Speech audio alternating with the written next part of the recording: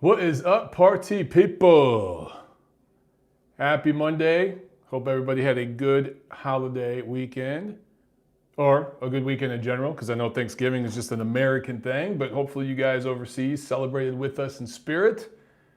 Either way, I hope you had a good family weekend, or weekend with your family and friends, and you're having a good Monday. Getting myself set up right here on the chat. Sailor Mooney is on. What's up, my man? Andrew's on. So glad you guys are joining in the live chat. We are a minute away from 7 o'clock p.m. Eastern Standard Time. We'll get the party started. Pretty good weekend of boxing, man. Surprise. Usually on the holiday weekend, you get shit. We got some good fights, die-hard fights, but some good fights, some good action. A couple more upsets to talk about. So big week, man. Big week. All right, Andrew says, let's boogie. I agree, man. Let's go ahead and get it started. Make sure I got everything good. Gail's on. What's up, Gail?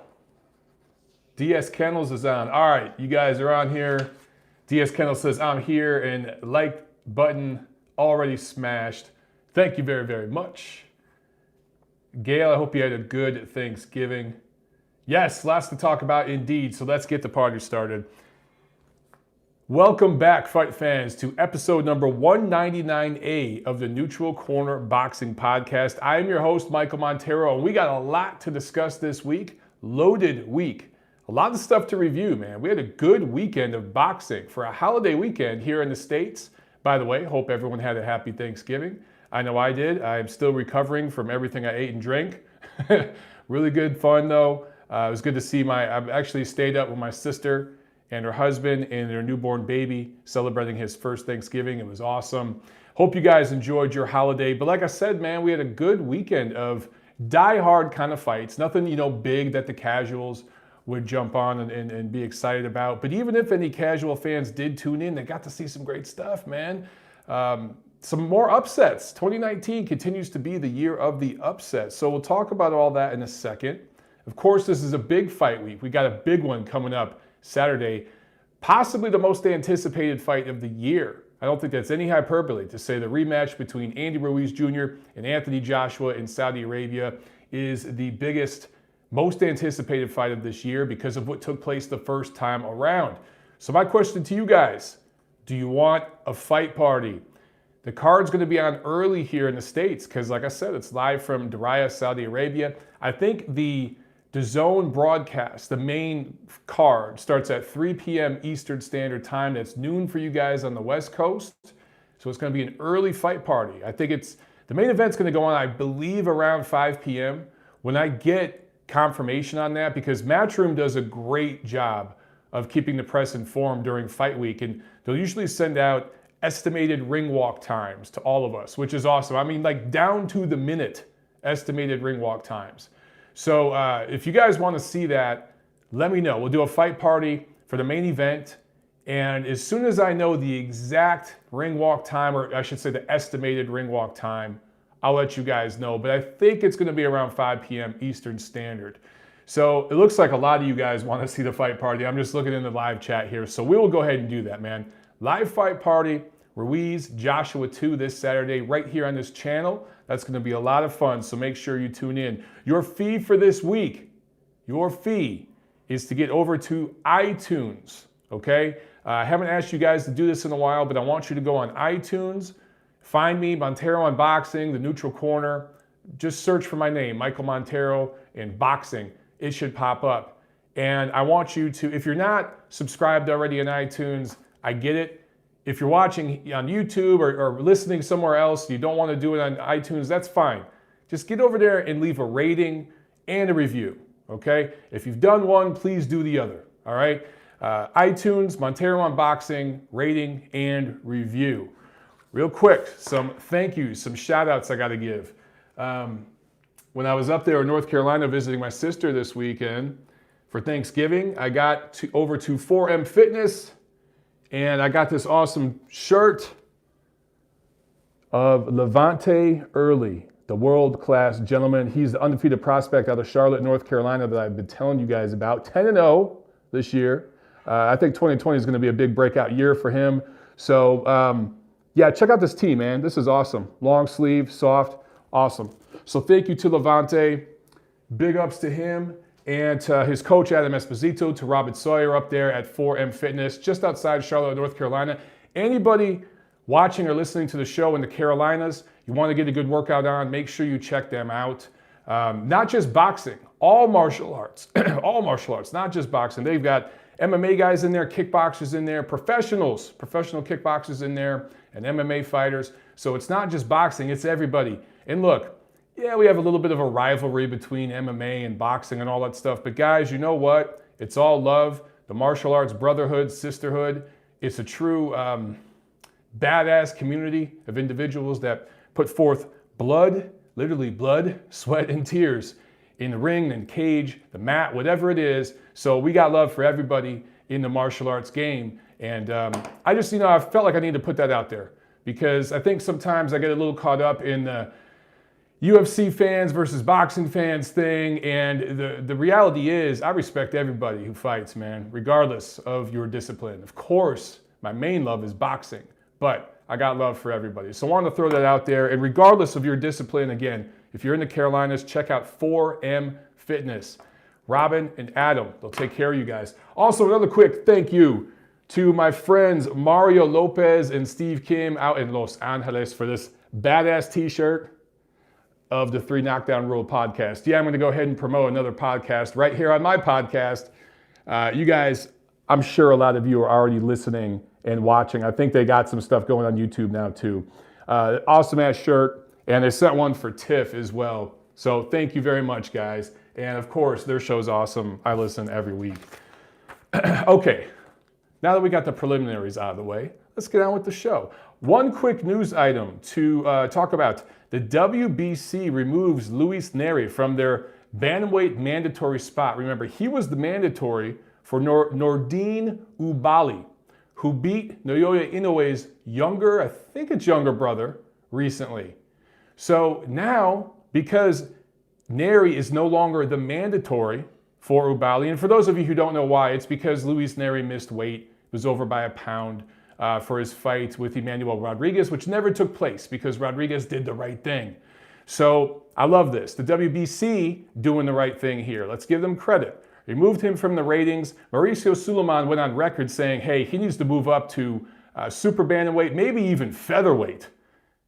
I thought that was pretty good for Mauricio Sulaiman. Maybe even featherweight this guy needs to move up to. And guess what? I agree. Anyway, this clears the path now for Naoya Inoue to avenge his brother and get a unification fight. And this would honestly, because Luis Neri has left the bantamweight ratings, we've taken him off on all the ratings committees. Any credible ratings committees removed him as bantamweight. I think Inoue and Oubaali would be a number 1 versus number 2 fight. Inoue's already got the Ring Magazine bantamweight title, right? But if he fights Oubaali, that's truly number 1 versus number 2. That creates lineage and all that good stuff for the purists out there. Maybe we get that fight early next year. How great would it be? Top Rank just signed Inoue, right? That first fight in America, unification with Oubaali on ESPN. Holy shit, sign me up for some of that. Also, the WBC suspends Andres Gutierrez, who missed his scheduled fight with Oscar Valdez, which I'll talk about in a second. Weighed in 11 pounds over. 11 pounds over. It was a junior lightweight fight. He weighed in as, well, basically as a welterweight, because anything over 140 to 147 pounds is a welterweight. So this dude weighed in as a welterweight.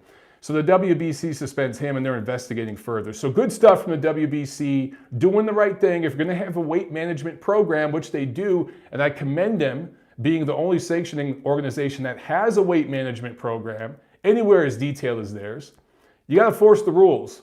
And they're doing the right thing with both of those situations, okay, with the Neri and Gutierrez situations. So let's review what took place last week. We'll go right to the Cosmo in Las Vegas, Top Rank on ESPN+. So we'll start with Oscar Valdez, who was making his debut at 130, was supposed to fight Andres Gutierrez. As I just said, he comes in overweight. So he ends up fighting last-minute replacement Adam Lopez out of Glendale, California. That's just outside of Los Angeles. Some really good fighters coming out of Glendale, some good gyms there.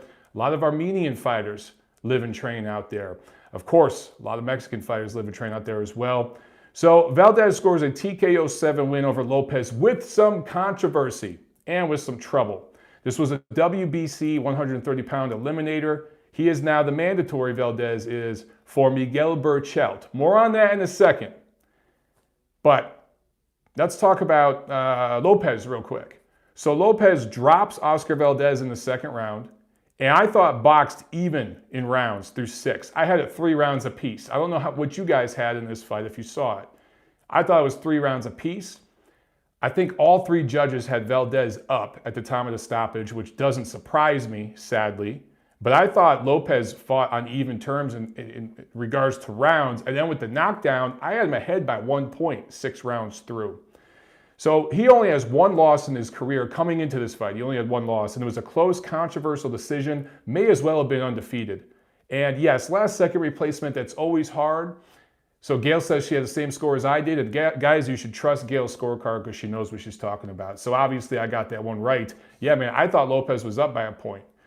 All 3 judges, though, again, had it for Valdez. Valdez has been dropped several times. I was ringside when he got dropped by, I believe, Ruben Tamayo. Wow, there's a name that you got to be a diehard of a diehard to even know who Ruben Tamayo is. But I believe it was Ruben Tamayo who dropped Oscar Valdez like in the first round, maybe second round of their fight at the StubHub Center. It might have been on the Bradley Vargas undercard, if I remember correctly. But I've been ringside and seen Valdez dropped a couple times. The thing is, he generally speaking gets dropped early and then recovers well and closes well. And he did in this fight too. You know what I'm saying? He closed well, and he did hurt Lopez in that 7th round, was clearly hurt, but I thought referee Russell Mora stopped the fight prematurely. Lopez, to me, was still defending himself. He was reeling, he was getting tagged, but he was still defending himself, and it felt like a premature stoppage. Everyone on the ESPN broadcast said the same thing. Everybody who was ringside in the media said the same thing. Premature stoppage. Now look, we've had 5 deaths in boxing this year. So whenever you have, and a couple of them were high-profile American deaths, right, with Maxim Dadashev, Patrick Day. Those were broadcast fights here in the United States, deaths that took place in the USA. And the fighters' last moments were seen live on air by fans. So that's going to leave an imprint in referees' minds. And I think whenever you see that sort of thing, you get a little bit of an overreaction from some referees, and that's what we saw here. I remember Russell Mora was telling Lopez, you got to show me something. You got to show me something. Like Lopez was badly hurt and wasn't fighting back. I saw Lopez actually land a couple of counter punches to Valdez, who was teeing off. But I see Goodfellas in the chat says better safe than sorry. I agree. Look, I would rather have a ref stop it too early than too late. From my perspective, Valdez had gained the momentum and was going to charge hard over the last few rounds. And it was going to go the distance, in my opinion, but he probably would have won. He was already ahead on the scorecards. So I think he would have won, 8-4 kind of decision or something like that. It's possible that Lopez could have came back, but to me, the momentum of the fight was shifting in Valdez's direction. It was becoming more of his kind of fight. But I'd rather see more, just wait 10 more seconds, But to me, it was a bit of an overreaction. I think some people are jumping down Russell Mora's throat. I understand having that reaction, but keep in mind, guys, everything that's happened recently in boxing. But again, if you're a ref, man, you got to understand the difference between a guy taking a prolonged beating versus a guy who just got buzzed in a fight that he was arguably winning. Completely different situations.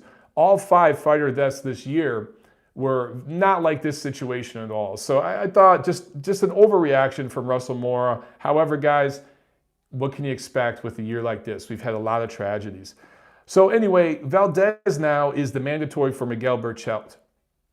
I like Valdez. He's entertaining. To me, he's just really flawed. I feel like several years ago when I saw him, again, against Ruben Tamayo, that fight always just stands out to me because I saw it up close and personal for the first time. This dude does everything at one speed. Once he gets going, once he really warms up in the middle rounds, he charges really hard, and he's a tough little guy. You saw the fight against Scott Quigg where he had a broken jaw, right? He was fighting against a much bigger guy, an experienced guy, but he closed the show strong. He always does. But now he's at 130. His power is not going to carry over as much. He's going to be fighting guys who are bigger, who can punch harder. I think he has fresher legs because he doesn't have to drain himself down to 126. But I don't know about this Miguel Berchelt matchup. I got to favor Berchelt right now. Maybe we'll all look stupid because I think most of you probably agree with me. Maybe we'll all look stupid next year. Top Rank knows what they're doing. As I've said many times, you should never second guess Top Rank's matchmakers. They know what they're doing. But Trinity in the chat says Berchelt will get an easy KO. I don't know if he's going to get an easy KO, man. I don't know if anything is going to come easy against Oscar Valdez because he's a tough kid. Again, I go back to that Scott Quigg fight. Dude, fighting with a badly busted jaw. That was another one I was ringside for and just saw it, dude. It was nasty. He's tough. Berchelt's flawed in some ways too, but I just think style-wise, I don't like that matchup for Valdez. Yeah, Goodfellas Pulp Fiction in the chat says Oscar does not adjust well. I agree with you. The way he adjusts is he just increases the volume, if you will. You know what I'm saying? If he was a pitcher, he puts a few more miles per hour on the fastball later in the game. When most pitchers wear down, his pitches get a little faster, a little more heat, but it's the same pitch coming at you every single time, straight over the plate. So if you're a good batter, you can adjust to that shit and you can get on base. And that's just what I'm seeing more and more and more as this kid fights. Entertaining fighter, he's going to struggle at 130 against the best. That's just what I see right now. But apparently he's lined up to fight Miguel Berchelt, and that's what we're going to see early next year. I mean, look, that's a great fight action-wise. I really want to see that. If Top Rank puts it on the right date, right venue, on regular ESPN, that's going to do numbers, seriously, because that's a really entertaining matchup. Also on this card, Carl Frampton shuts out previously unbeaten Tyler McCreary out of Ohio in a 10-rounder, also at 130 pounds. Man, McCreary looks so much bigger than Frampton, who really looks like a bantamweight to me. He's just a short, compact little dude, but he's so athletic. He fights well above, I think, his natural weight and size. And he did his best work at 22, did some really good work at 26. Now he's at 30. He's another guy, though, where he's at in his career and just his size differential between him and some of the top guys, he's going to struggle at 130 as well, in my opinion. Again, maybe I'll be proven wrong. So Jamel Herring, Mr. Semper Fi, former Marine, was there for that fight. And I talked about it right then and there. They want to do Carl Frampton, Jamel Herring in Belfast, possibly. Belfast, how cool is that? On St. Patrick's Day next year. Sign me up for some of that shit. I'm going to tell you guys right now, if my schedule's cleared up and I can make that travel, I can make it over there, I'm going to have to go cover that one live for Ring Magazine because that's going to be a crazy atmosphere. And yes, I agree with you, Trini, in the chat. It's going to be a hell of a fight. Just in terms of matchups, Herring is much bigger, naturally larger guy. Remember, he fought at 135 for a long time and fought against some good guys at 35, and he's melted down to 130, where he has a natural size advantage. Frampton moving up, going to be punching up at Herring all day. I think Frampton is the faster, more athletic guy, but I think that obviously Herring is closer to his prime, naturally bigger, stronger, longer. Man, that's going to be a hell of an interesting matchup to me, and especially over in Belfast if it really does happen there, because the crowd, I think, is going to push Frampton, and that's where Frampton should have been fighting during the peak of his career. I don't know why he tried to come over here and fight in America briefly in some locations that just didn't make any sense. He should have been fighting over there this whole time, where he could have been doing huge, huge crowds. Anyway, I like this matchup a lot, and what I love, this is what Top Rank does better than any other American promoter. I'm not going to say any promoter in the world, but better than any American promoter. They give you a storyline. They give you a storyline to follow if you're media and if you're a fan. You ain't got to be a diehard fan. You can be a casual fan. If you were a casual fan watching this card, and again, this is Oscar Valdez versus Adam Lopez. This wasn't a huge card, but if you just happen to be chilling at mom's house, bored as hell while she was cleaning shit up, and you were flipping through the, maybe you were in town for the Thanksgiving holiday, and while all the parents were upstairs, playing cards or drinking and talking, whatever. You're downstairs and you flip through the channels or you see ESPN Plus and you turn this on. After these fights, which were entertaining, they're giving you a storyline for next year. You know who Oscar Valdez is going to fight next. You know who Carl Frampton is going to fight next. If you've been following along with Top Rank and what they've been doing with Jamel Herring, you're very familiar with his story. And now you know he's going to fight Carl Frampton next. So you've already got storylines built out for 2020. Other promoters here in America don't do that as well as Top Rank. I think that they really do a good job of that. Also on this card, you had Patrick Teixeira out of Brazil beating Carlos Adames in a minor upset. Don't get it twisted. This was an upset. I see a lot of people on Twitter, oh man, I knew Teixeira was going to win. Shut up. You weren't saying that before this fight. Most people thought Adames was going to win. Now look, I thought it'd be competitive, but my money was on Adames by decision. And that's what Top Rank was banking on. Because Adames is their guy, Dominican Republic native, fights out of America now, but they've been with him all the way.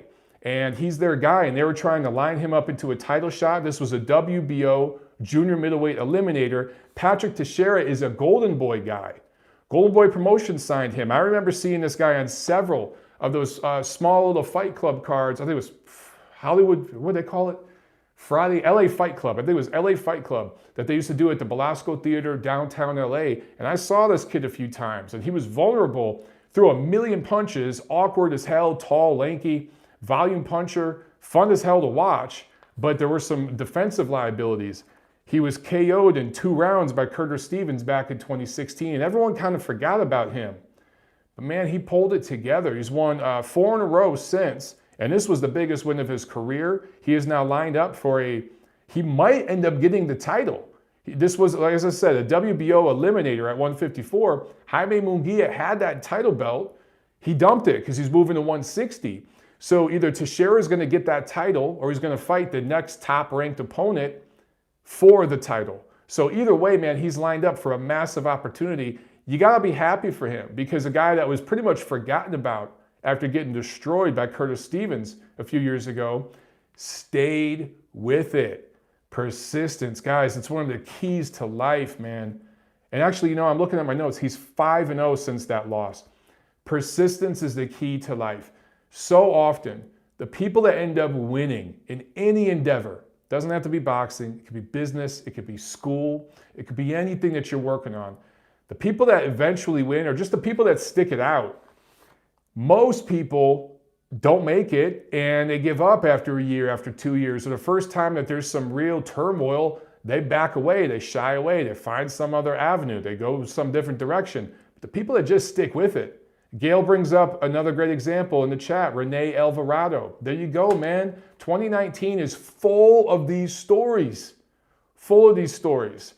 That's why I'm saying 2019 has turned out to be a great career, not necessarily for the casual fan, because you're not getting those huge matchups, but for diehard fight freaks who love stories like this, man, you're getting a bunch of them this year. When it comes to the year-end awards that are coming up soon, I don't know who to vote for in some of these categories. That means it's been a good year.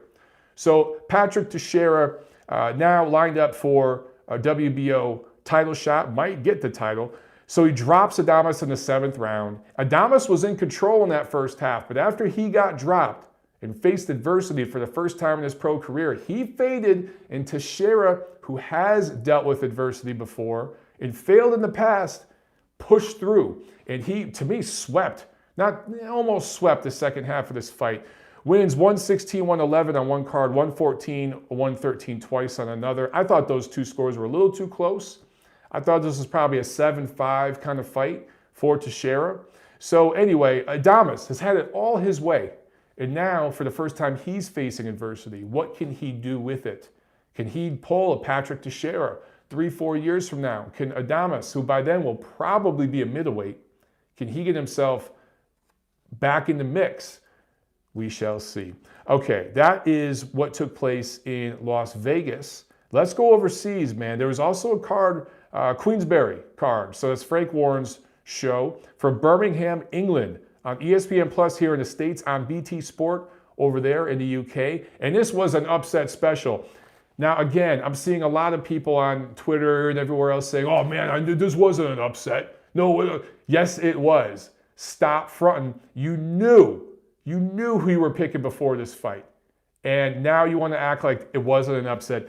Johnriel Casimero from the Philippines, TKO 3 win over Zolani Tete, who was making a fourth defense of his WBO bantamweight title. Casimero, who I think was 28-4 coming into this fight, had lost 4 times. Now, he was the shorter guy in this fight, had good experience, had fought a couple of good guys, but again, 4 L's coming in, including a TKO 5 loss to Maruti Butaev in 2011. He's been dropped multiple times in fights that he's either won or lost since then. So this is a guy who's been knocked out. This is a guy who's been dropped multiple times, came in as the shorter guy. Was absolutely the B-side here, right? But he gets the W over Zolani Tete, who was down twice in the third. Now, Tete had lost 3 times prior, but 2 of those were controversial decisions. His really only true loss was also to Maruti Butaev, a TKO 5 loss in 2010. The difference, he hasn't been hurt or dropped since. He's looked pretty damn good, almost unbeatable at times. Not unbeatable, but really, really good, really strong. And Casimero's looked vulnerable, even in fights he's won. So make no mistake about it, guys. This is one of the top upsets of the year. This is absolutely in the top 5, maybe top 2 or 3 upsets of 2018. I'm serious. I was really surprised just to see people on Twitter saying, man, this wasn't no upset, man. Casimero's the real deal. Yeah. You weren't saying that shit last week, okay? A lot of people thought that Zolani Tete, who I think originally was supposed to fight Nonito Donaire in the World Boxing Super Series, but that got busted up. That didn't happen for different reasons. They were picking him to beat Donaire, right? He was seen as one of the top bantamweights. So now it's Casimero. Now, I don't know where we're going to go from here, if there's going to be a rematch or anything else, but the way that this happened, it was kind of a short, chopping right hand on the inside from Casimero that landed right on the temple of Tete. It was leaning to his side and could just never recover from this. Great win for the Filipino, and another awesome upset in 2019. I'm telling you, man, this year keeps delivering. Also, Saturday, November 30th, we had a card from Matchroom on the Zone from Monte Carlo. A battle of undefeated Russians. Alexander Besputin improves to 14-0 with a unanimous decision win over Radzhab Butaev, wins the vacant WBA regular welterweight title. And now he's lined up, I guess, to fight Manny Pacquiao, who is the WBA super champion. So are we going to see Pacquiao fight Besputin? I don't know if PBC wants any of that because there's no money in it. So I don't know if we're going to see that or not. PBC has a good relationship with the WBA and will do their bidding. So I don't think the WBA is going to force Pacquiao to fight this guy anytime soon. That's just my prediction. But this was a battle, again, undefeated Russians. I think coming in, Besputin was like 13-0, maybe 14-0, and Butaev was like 12-0. So both guys out of Russia, but Butaev fighting out of Brooklyn, East Coast gyms. Besputin fighting out of Oxnard, West Coast gyms. What do I say all the time on this show? The West Coast runs boxing in this country. When you see a West Coast guy going up an East Coast guy, 9 times out of 10 these days, West Coast guy is going to win. I know that drives East Coast guys nuts, but it's just the truth. We've seen so many examples of it in recent years, yet here is another one. Better gyms out in LA than there are in New York, better preparation. I told you guys last week, Besputin's fought the better opposition, was going to be better prepared, and you saw that. So the scores were 116, 112 3 times, and those were perfect scores. It's exactly how I saw the fight. Also on this card, undefeated UK lightweight Joe Cordina stays undefeated, and Chinese heavyweight Zhale Zhang stays undefeated. They both win. And Cecilia Braekhus beats a cab driver who had no business being in the ring with her to defend her undisputed welterweight championship. She is now 36-0. Only 9 knockouts. Knockouts in 25% of her wins. Man, if only she had power. She's really good looking, really smart, very skilled. She's missing that element that fight fans want to see. If she had an eraser, if she knocked girls out, she could be a star. I mean, she's a star over in her home country, but I'm just saying she could be a crossover because she's beautiful. She's a very beautiful woman. She's very, very smart and skilled. She knows how to box, knows how to fight. Just doesn't have that extra element that fans are going to want, particularly for a female fighter to cross over. We go back to the Ronda Rousey example. She crossed over because she submitted girls, right? She'd get them in arm bars. She'd submit them. She'd rip their arms out of their socket, dislocate their arms and stuff like that. Like that brutality, that's what fans want to see. And that's how she crossed over in female MMA. And I think that, look, Layla Ali crossed over in female boxing, but that's because of her name. She wasn't necessarily the best fighter in the world, best female fighter in the world in that era, but she was the most famous because of her name. Short of that, if you're a female fighter and you want to break through, especially in boxing, you got to have that power. And Braekhus just doesn't have that. And that's what's always going to hurt her from being a mainstream star. However, there's talk down the line of Braekhus and Katie Taylor fighting. Now that's a fight that will move the needle. Is that going to move the needle here in the United States? Yeah, with diehards. But over in Europe, that's going to be a big fight if that can happen and both of them stay undefeated. So we shall see. That is the review for last week, guys. Let's get to some Q&A. We got a big preview show coming up Thursday. Big preview show. And then, of course, live fight party Saturday for Ruiz Joshua 2. Also, if you haven't heard my latest segment on SB Nation Radio last night with Dave Smith on his show, check that out. I got it posted here on the channel, and I got it out there on all the iTunes and Spreaker and all that. I'm going to start posting those radio segments more and make sure that they get out there, just the audio in podcast form so you guys can hear them. Let's see.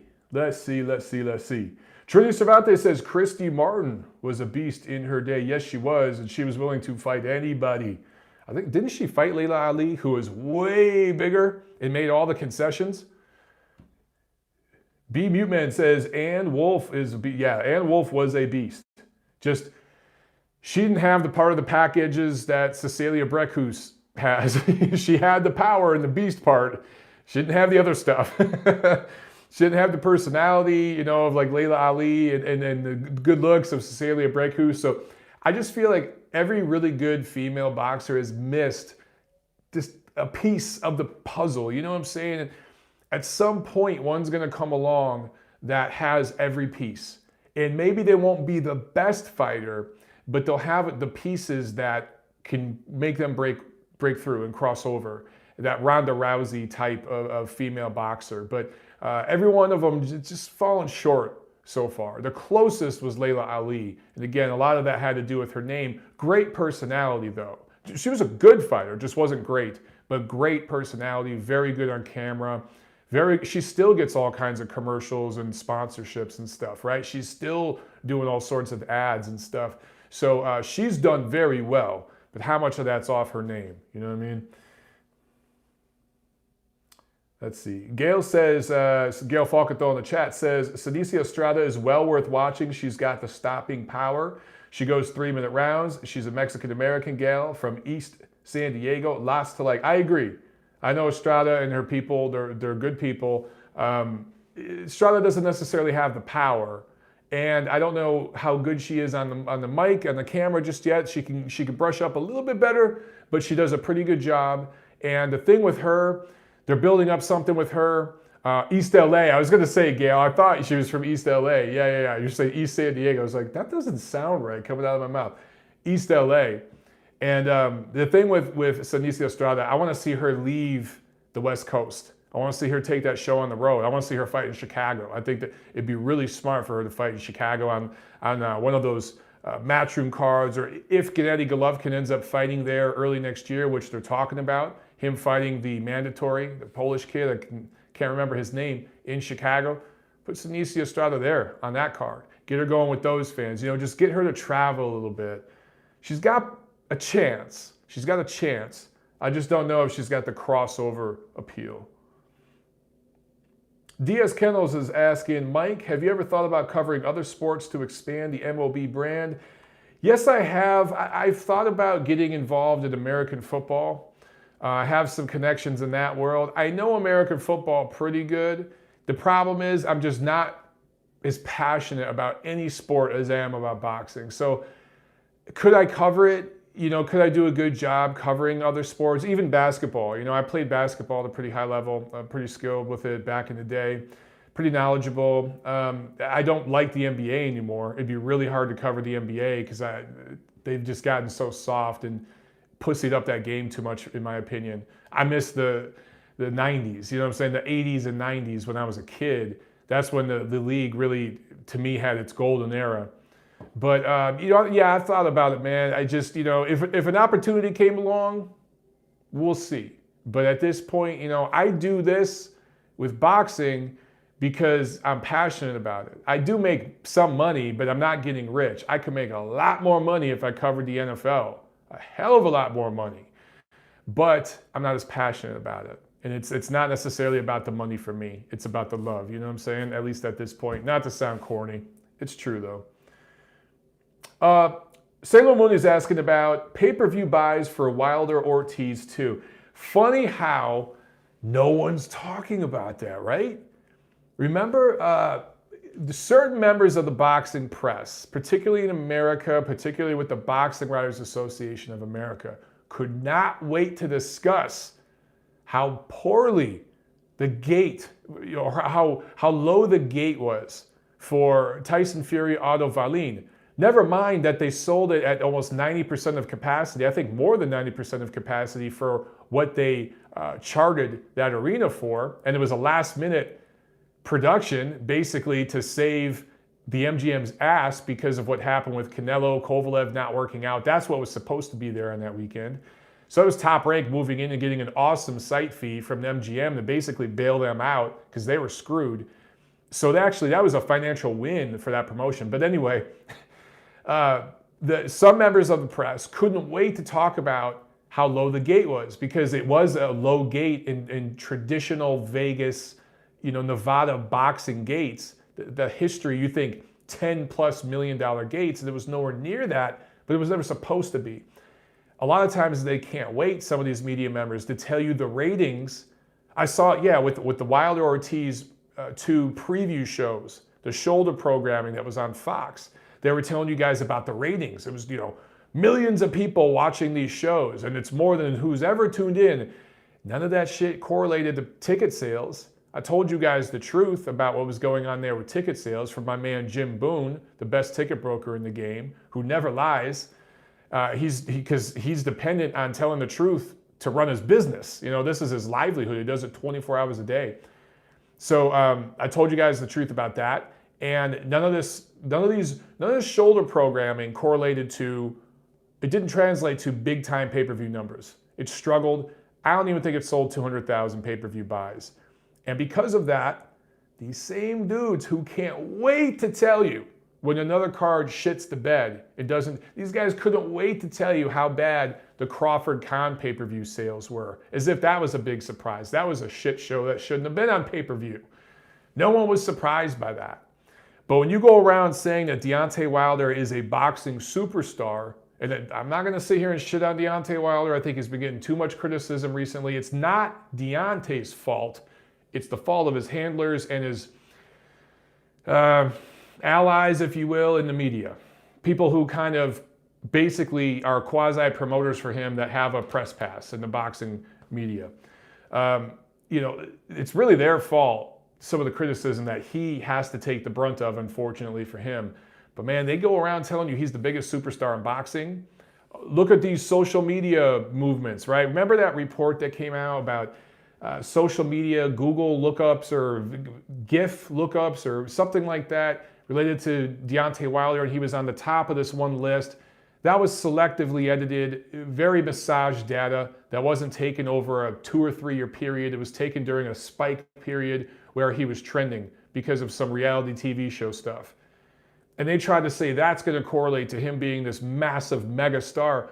Dude, it's just not there yet. Now, he's got the potential. He certainly has the potential. It's not there yet because the pay-per-view numbers aren't there. The ticket sales aren't there. Now, I should mention, if they priced Wilder Ortiz 2 tickets for the same price range that Top Rank priced Fury Wallin tickets, it would have sold very well. They just overpriced the tickets. But they overpriced the tickets because they're overpaying him, because they have to match the offer that the zone made that they made him reject. Part of him rejecting that offer was, hey man, you turn that shit down, we guarantee you, we'll pay you what they were offering you going forward. That's why they got to overprice tickets and put everything on pay-per-view. Now, they'll make it all, everything that they lost on that fight, they'll make back with the Fury rematch. So don't worry, Deontay Wilder, PBC guys, they're going to make all that money back with the Tyson Fury rematch. Nurkan Atkayev with the Super Chat pledge out of Hong Kong. Thank you so much. I appreciate it. Man, that's an awesome Super Chat pledge, dude. Thank you very, very much. He says, have you ever thought about trying to learn another martial art? I love boxing, but recently started jiu-jitsu. It is amazing. We'll keep learning both. Funny you asked that. I actually did about a year of jiu-jitsu and judo when I was around 18 years old. I was actually, funny, I was probably 17 actually. I was working at Burger King. Don't laugh, I was working at Burger King, and the shift manager, evening manager guy, he was a judo fighter. And he competed. Imagine that, a dude who worked at Burger King competed at a very high level in judo. He was like a regional champion, he taught classes, and he worked at a gym nearby as well. He just kind of worked both jobs. And he asked me and my friend at the time to come up there to his gym. And we had to buy the gi, but he didn't charge us for anything else. And I went up there for like a year, and I tried judo, jiu-jitsu. I like jiu-jitsu better than judo. I just didn't like judo. I didn't like being on the ground and using my legs to wrap dudes up. I just did not like that stuff. It just did not work for me. But I actually did try it for about a year. I did like jiu-jitsu better. It's just my body shape, body style, I don't know what you want to call it. My build is very good for boxing. And it's actually good for kickboxing too. I'm just not, my legs aren't that flexible. You know, when I was younger they were. But, you know, I mean, I could touch my toes and shit, but those dudes are kicking way above their head. I can't do all that shit. But I can move my hands really well, and I got long-ass monkey arms. So boxing works for me. I think judo and even jiu-jitsu, Muay Thai, you know, fight styles like that are better for shorter, stockier guys because it's about being a little bit closer to your opponent. For me with boxing, if I can keep you at the end of my jab, dude, I got long ass arms. I'm 6'4" with long arms. I'm kind of built like Deontay Wilder, just with bigger legs. I don't have huge legs, but they're bigger than Deontay Wilder's. But I'm kind of built like him. Not as ripped as he is right now, obviously. And I got a couple pounds on him because I'm not in the best shape right now. I'm probably like 230. I need to be 220, 215 really. But yeah, anyway, with that build, dude, boxing just works better for me. But also, I'm 40 years old. So maybe at some point in the future, I'll dabble in a different martial art.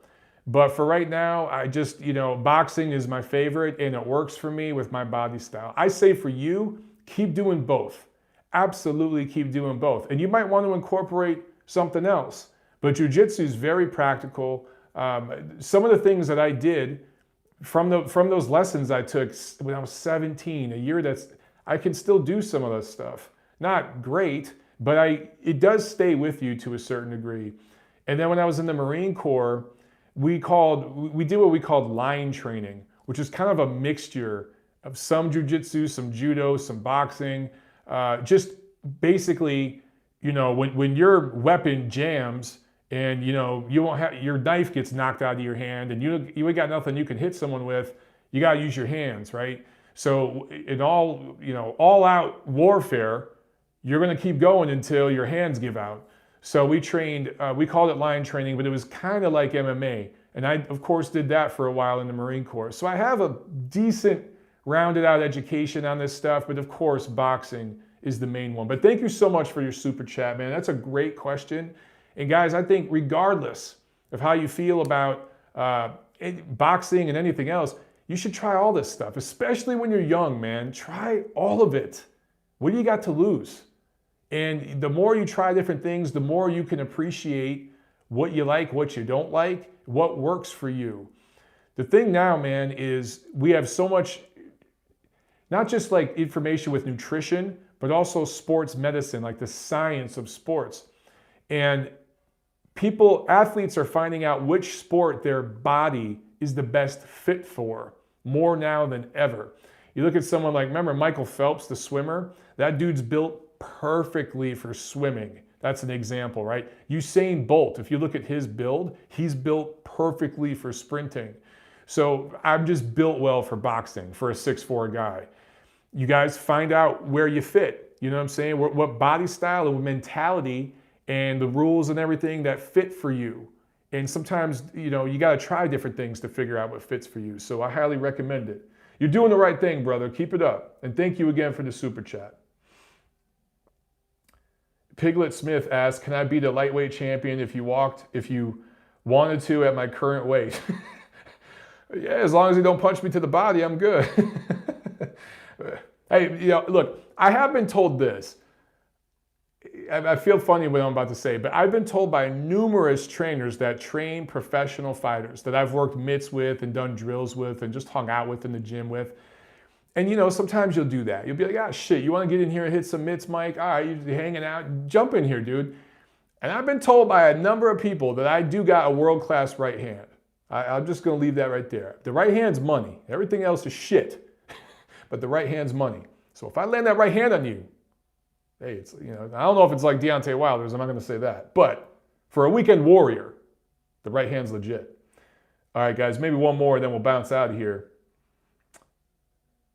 Oh, DS Kendall's 210 with a really good question. This is something I haven't really brought up. Has there been any backlash behind the scenes on how Golden Boy Promotions handled the Andrew Cancio situation? For those of you who don't know, after Andrew Cancio lost to Rene Alvarado, Golden Boy Promotions released him like a day or two later. And it was ugly. It was an ugly divorce. It was not amicable. Very, very ugly. I don't know whose side to take in it. I'm trying not to take a side. But if you listen to Eric Gomez at Golden Boy, he'll basically tell you, man, Andrew Cancio dissed the shit out of us several times, especially the week of the fight. Cancio had some interviews and was kind of bashing Golden Boy. Basically, I'm paraphrasing, but basically saying, man, they're not promoting me good enough. I'm fighting at this same venue out at the Fantasy Springs Casino that I've been fighting at forever. I should be fighting at Staples Center. I think it comes down to this, guys. Cancio felt that he should have been fighting on that Canelo-Kovalev undercard, right? And it was Ryan Garcia who got the nod. Ryan Garcia bashed the shit out of Golden Boy nonstop. But they made up, and he ended up not only getting a big contract with them, but he fought in the co-main of that Canelo-Kovalev card. Certainly did not belong there. It did not deserve that. So Andrew Cancio, in my opinion, has a legitimate beef by him saying, look, I should have been on that damn card. And I agree with them. That Cancio-Alvarado fight should have been the co-main to that card. I think that would have been really good, and it would have been just the right move and the way to pay respects for Cancio. Golden Boy Promotions will tell you, Cancio, you're a part-time boxer, full-time gas company employee. We got you lined up. You wanted to retire several years ago after you lost to Joseph Diaz Jr. You were disillusioned with the sport. We took you on. We rebuilt you. We got you into a title fight. We got you a rematch with Machado, right? So you beat him. Then we got you a second fight. Well, that was contractually obligated, but still, you got a payday for that. And then we got you this rematch with Alvarado, which was a mandatory. And if had you won that, you could have gone on to bigger and better things. So both sides have a point, but I'm always going to side with the fighter. And I think that they really should have put Cancio on that Canelo card.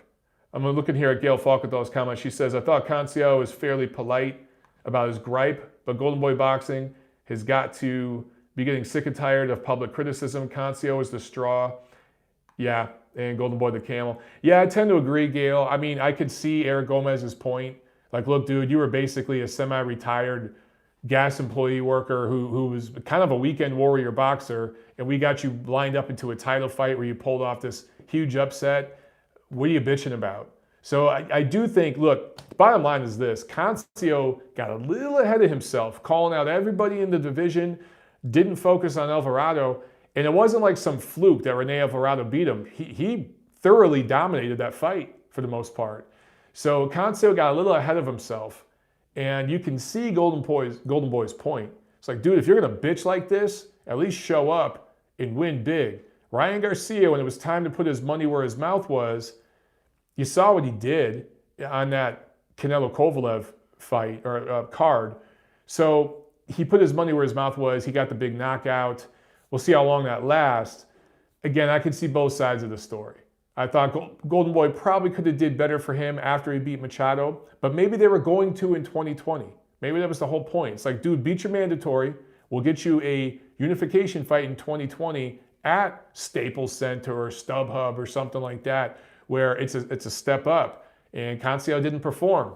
In this business, it's what have you done for me lately? And if you don't perform, that's it, guys. So, boxing is 365, man. This ain't the NBA where you could take, man, they don't even take plays off. They take half a season off and show up in the playoffs. In football, you can take plays off. There's a second string, a third string, there's a halftime. You don't get that in boxing. You can't take a fight off. You can't take a round off where something like this can happen. However, I think Top Rank's going to pick him up. If he's really interested in fighting on, I just don't know if he is. If he's interested in fighting on and really making a push and quitting his job and doing boxing 100% full time, someone like Top Rank would know exactly what to do with him and how to market him. Could happen. We shall see. All right, guys. I think we're going to call it here.